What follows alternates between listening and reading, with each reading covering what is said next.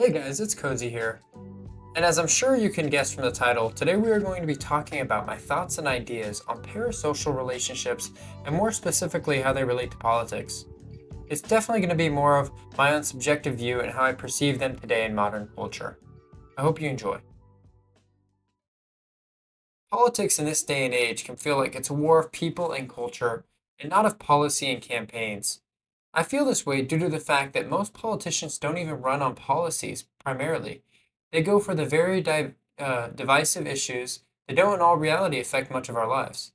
This, in my opinion, comes from campaign managers discovering a whole new way of marketing. Let me explain. So, in past campaigns, it was more about what the candidate believed in, and more importantly, took a stance on. And that's still how it goes for most in the beginning. But as the campaign goes on and the candidate/slash politician reaches power and influence, the policies and stances play second fiddle to the parasocial relationship people have with the politician. A great example is obviously Trump. I believe he could come out and support anything, and his supporters would stand behind him to a great extent. And the reason why that is because parasocial relationships have bled into mainstream politics and grossly manipulated what it means to endorse or support a politician. I feel in the past that people supported politicians that they liked with a lot more scrutiny, knowing that they are merely politicians with their own self interest and want for power and influence. But now it seems like both sides are so committed, and for lack of a better word, brainwashed by these politicians that they actually believe they are the tastemakers for what's the baseline of acceptability in politics and society. They form these cults of the mind following behind one person with utter devotion and commitment. It's actually scary. And I feel the only reason this could be happening is from the masses gaining parasocial relationships with these politicians who at the end of the day don't care about them at all. Now that I gave you my formulated take, let's get into the meat and talk about what parasocial relationships are, how they are formed, and what it means for politics and society moving forward. The general definition for a parasocial relationship is a one sided emotional bond that a person forms with a celebrity, fictional character, or other public figure like a politician that doesn't know them in real life and has no connection to them in real life. These relationships are based on a false idea of the person when in reality they don't actually know the person at all, creating a holier than thou image of them in their mind without knowing their true feelings and intentions. They will treat this person like a mentor, a close friend, and in really bad cases, like we see today, as a god. This can cause them to take everything they say as gospel and have a false sense of trust based on manufactured content that was displayed to you with the hopes that it would manipulate your mind and emotions into feeling that way. The regular person in the parasocial relationship can oftentimes become fanatical, knowing exact details about the politician's life, and also convince themselves that they both understand each other on a deep level. Now, how are these parasocial relationships formed? Well, they are most often formed from repeated positive exposure of them, usually in forms of media like the news, their own content, or TV and movies. In this case we are talking about today, it is usually from very targeted marketing campaigns, directed to form this trust and relationship between you and the politician, to subtly form a strong devotion to the politician. It is a very conscious effort by those in charge of this kind of marketing, often using buzzwords or emotionally charged topics to get you to slip into a state where you are more susceptible to fall into the trap of a parasocial relationship. These types of relationships being formed with politicians can make you delve into fringe ideas and theories that can contribute to total schizo behavior that you would have never dreamed of getting into had you had more of a fact based moderate approach to politicians.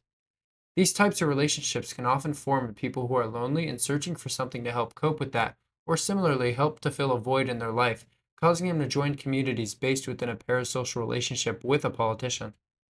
These groups all bond around the idea that the politician they are following is going to come and solve all their problems.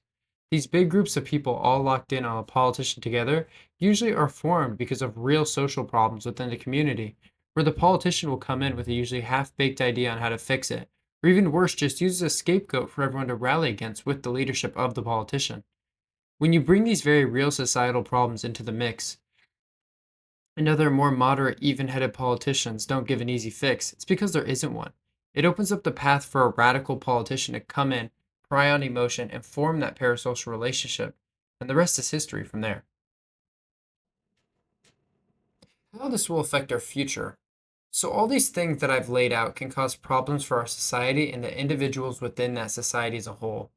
A big problem, and maybe the biggest, is the fanatical following that comes from supporting someone as a godlike figure based on emotional marketing and deceptive campaigning. This can cause major problems on an individual scale. Like I would argue we have seen with the attempted assassination of former President Donnie T. And also, it can be catastrophic when they get into huge groups and start calling each other to action in the name of the man who has no idea they exist, like we saw in the January 6th incident. When you hold these intense feelings for someone purely based off what you read on the internet, it can cause you to go into an anxious mental state and do things you would have never thought of. More on that, it can completely disrupt your entire moral compass, having it be molded and shaped by what the person you are idolizing in the parasocial relationship. It is a surefire way to get completely radicalized and lose your mind. This kind of behavior has always been around, but for most of our time in America, it was looked down upon, seeing the people who participated in this as crazy. But as time goes on, more and more, both political parties here are adopting this type of support from their bases with direct calls to action and creating artificial stakes in the name of gaining more political power. The more these parties and institutions enable and pressure people to fall in line with the radical parasocial relationships, the more we are going to turn into a huge divided country where both sides believe that the whole country is going to fail because of each other. This has gone from something to brush off to a legitimate problem that can and might go off the rails into something that is uncontrollable.